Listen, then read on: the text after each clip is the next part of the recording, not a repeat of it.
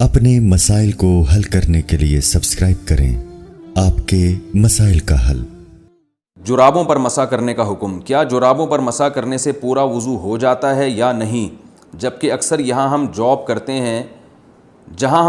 ہیں وہاں بار بار جوتے اتارنا یا جرابیں اتار کر پاؤں دھونا مشکل ہوتا ہے۔ خرم صاحب کویت سے۔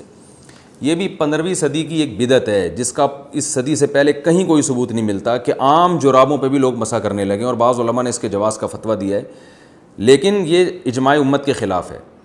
چاروں اماموں کا اجماع ہے کہ موزوں پر مسح کے لیے کچھ شرائط کا پایا جانا ضروری ہے، اور ان چاروں فقہ کے نزدیک یہ جو آج کل جو ساکس ہم پہنتے ہیں ان پر مسح بالکل جائز نہیں ہے۔ اس کی بڑی وجہ یہ ہے کہ جتنی احادیث، قرآن نے سب سے پہلے پاؤں دھونے کا حکم دیا ہے، اور یاد رکھیں جب قرآن میں کوئی حکم آتا ہے تو اس حکم سے اختلاف کرنے کے لیے کوئی بہت مضبوط اور واضح دلیل ہونی چاہیے۔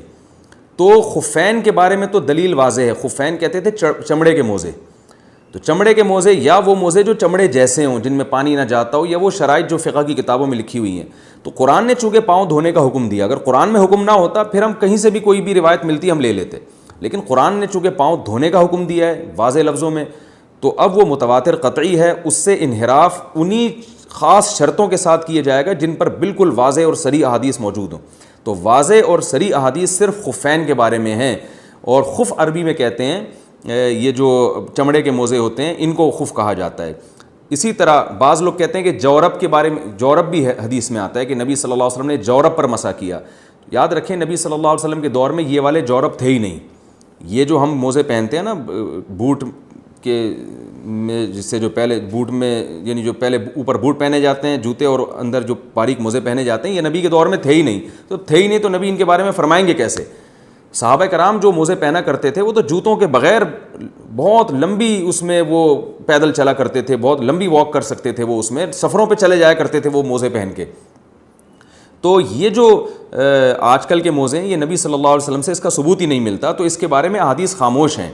تو اس لیے اس کے بارے میں یہ فیصلہ کرنا کہ اس پر بھی مسح جائز ہے یہ کسی بھی حدیث میں نہیں ملتا، کیونکہ جورب کا جو تذکرہ حدیث میں آتا ہے تو جورب خفین کو بھی کہا جاتا ہے، یعنی جو جس کو خف کہا جاتا ہے نا، جو چمڑے کے موزے ہوتے ہیں یا چمڑے ٹائپ کے موزے ہوتے ہیں، تو جورب اس کو بھی کہا جاتا ہے۔ تو آپ جورب سے یہ والے جورب مراد لے لیں، یہ کسی امام کا مذہب نہیں ہے، نہ اسلاف میں سے کسی ایسے امام سے ثابت ہے جن کی امت میں اتباع کی جاتی ہے۔ تو یہ آج کل ایک نیا فتویٰ آیا ہے جو چاروں مذاہب کے بھی خلاف ہے اور قرآن و سنت کے بھی خلاف ہے۔ اس لیے ہماری رائے میں اگر امام نے ایسے موضوع پر مسح کر کے نماز پڑھائی تو وہ نماز ادا نہیں ہوگی، آپ کو نماز لوٹانی پڑے گی۔ میں اس پر انشاءاللہ مزید ڈیٹیل سے کسی اور وقت میں مزید جو ہے وہ تفصیل سے میں بیان انشاءاللہ ریکارڈ کرواؤں گا، فی الحال اتنا ہی کافی ہے۔